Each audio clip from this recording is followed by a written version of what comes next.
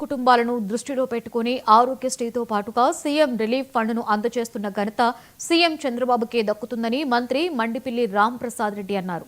అన్నమయ్య జిల్లా రాయచోటిలోని మంత్రి క్యాంపు కార్యాలయంలో 93 మంది లబ్ధిదారులకు 73 లక్షల రూపాయల విలువ చేసే సీఎం రిలీఫ్ ఫండ్ చెక్కులను అందజేశారు మంత్రి. ఆ తర్వాత ఆయన మాట్లాడుతూ కార్పొరేట్ ఆసుపత్రులలో మెరుగైన వైద్యం పొందేందుకు పేద ప్రజలకు CM relief fund ATM card లాంటిదని వ్యాఖ్యానించారు.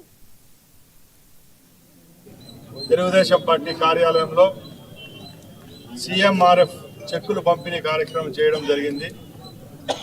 గౌరవ ముఖ్యమంత్రి చంద్రబాబు నాయుడు గారు 4వసారి పదవి చేపట్టిన తర్వాత ఆంధ్ర రాష్ట్రంలో ముఖ్యంగా నిరుపేద కుటుంబాలపై దృష్టి సాధించి పేదల యొక్క ఆరోగ్యాన్ని ఒక ప్రయారిటీగా తీసుకొని కేవలం ఆరోగ్యశ్రీనే కాదు, ఎవరికైతే తక్షణమే ఆరోగ్యం కోసం